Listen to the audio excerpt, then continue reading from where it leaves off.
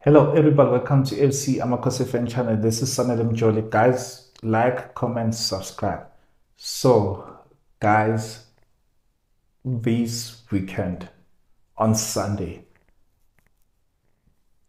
we are playing against TX Galaxy. I'll shock you, I'll shock you, I'll shock you with stats. I'll shock you with stats. Since these guys they came to the league, we have played 8 times. We have played 8 times. TX Galaxy, they've won twice. We have won once. What does it mean? It means for 5 times we have had draws. They have more number of wins than we are. I think last season we played against them against 10 men. And we drew in that game. I don't remember if we drew or we lost in that game. But yeah, we failed to win one of the games that we played against a PSL team, which was last year, where we played against 10 men. And one of those games was against TX Galaxy. So we have played 8 times in the league. We have drawn 5 times. We have won once. They've won twice. That's a terrible stats. Those are terrible stats. Those are terrible numbers. Those are terrible numbers. And the sad part is that this is a small team compared to us, but they've beaten us twice and we only beat them once. So how can we approach this game? I haven't really seen much, I will not lie. I haven't seen much or seen even one game of TX Galaxy. Those of you who might have watched them, you tell me how they attack and how they defend. But I can say that one of their assets is playing for us. One of their former players is playing for us. One of their former captains is playing for us in Giving Simang. Giving Simango has been with us and we bought him from TX Galaxy. So probably the reason why we couldn't score against them, Simang was the reason why we could not score against them. I remember though he scored against us, if I'm not mistaken, last season. I think he scored against us. So now he's playing for us. What does it mean? How can he perform? How will he perform? How will he perform against his former team? Some players, when they play against their former teams, they tend to not perform. Some, they tend to excel. Some, they even score against their former clubs. Will he score? And when he scores, will he celebrate? And how many blocks will he make when they try to score against us? But yeah, we'll never predict that. But I'm praying and I'm hoping that given Simango has removed his heart, has removed TX Galaxy in his heart and is going to perform and give his all. I'm just hoping. So I've given you the stats, but we also lost against them in 2019 season. It was a cup final in the Nedbank Cup. Nedbank Cup, we have lost against them under Middendorp. I think it was Middendorp. We have lost a cup final against them. And the guy who scored, guess who? He's playing for Orlando Pirates. He recently scored a hat-trick. I'm not going to tell you his name. You know him. But yeah, that's the guy who scored their winning goal, which was through a penalty. So these guys, they really owe us greatly. They owe us a lot. We really need to win against these guys. So going to be talking about the formations. I'm going to be talking about also probably the starting lineup. So let's see how it goes with all that I've said already. The formation, we need to stop playing 4-3-3. It's not working. It's not working for us. It's not working for us. 4-3-3 is not working for us. We have so much space between us, between the players. There's so much space. Like the midfield, we tend to lose that battle a lot. We need to change and go back to our old formation that we have started with, which is 4-2-3-1. We need to go back to that formation. But as to who's gonna strike, because then also change how we attack. But anyway, we need to change to 4-2-3-1. If we don't change to 4-2-3-1, therefore we can go back to 4-4-2, but which is an old formation which it's not used, or we can go and play 3-5-2, or we can play 4-5-1, depending on how the coach wants to attack.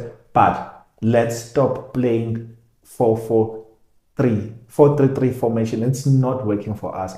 It's not working. We have so much holes, so much gaps between the players, and as a result, a center back, a central defensive midfielder, or a central midfielder has to go to the right to help the winger, and yeah, it doesn't work. It doesn't work. It doesn't work. It doesn't work. So formation for me, go to 4-2-3-1. Then let's attack.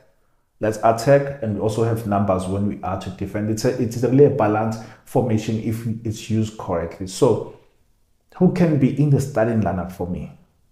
Peterson, obvious. On goals, I don't know. I was asked, where is Kune? I really don't know where is Kune, and we haven't heard that he's injured or something. I don't know what happened to Kune. Guys, if you know, please tell me, is Kune and Coach Ntseki seeing eye to eye? Tell me, guys. I don't know what's really happening with Kune. There's no way that Kune would just vanish like that.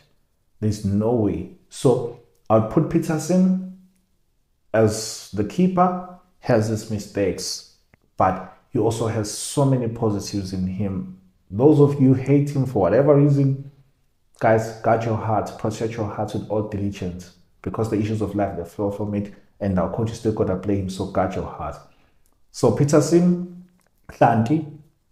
On the right, it's Frosler. Center backs, Tatoyane is injured. Is he back? Is he fully fit? How many training sessions did he have? Because he was injured. How many training sessions? So therefore, Tatoyane out for now. Out for now until we hear further news regarding your recovery. But for now, out. So two center backs. On the left, it's Ngobo, because he is solid. He has a strong left foot as well. And then obvious, give him Simango on the right.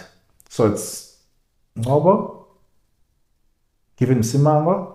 Before then, though I don't like this formation, but yeah, it's Math and it's Castillo. So Castillo as a CDM holding midfielder, and then Castillo, and then Matt giving that license to go up front and then defend. Before them introducing Ntseki, there's something that the coach said about Ntseki being one of the best players, one of the players who see the game ahead, one of the guys who's intelligent. So therefore, already, and we know that he is the coach's acquisition. So therefore, the coach will play him more. He said that he wanted him to gain that hunger, hence did not play him against Sundowns. So now that he's hungry and he's back, so I see him playing there as an attacking midfielder in this current team. And then on the right, I don't care. I don't care. I don't care. Whether you start with Botsane or you start with Saile, I do not care.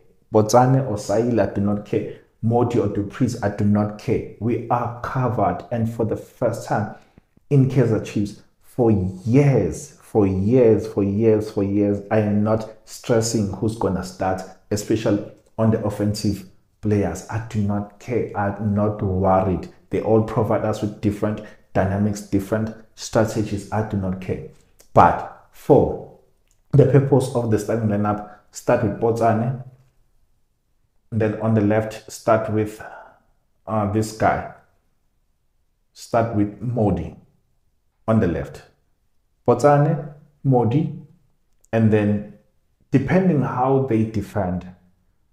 Remember that Dupreez is also coming from injury, so we can't really play him much. And also, it's hard because Ranga as well did not feature so much in the preseason, and he was injured, and the coach gave him 75 minutes, 55 minutes, 56 minutes here and there. But yeah, so whoever starts there,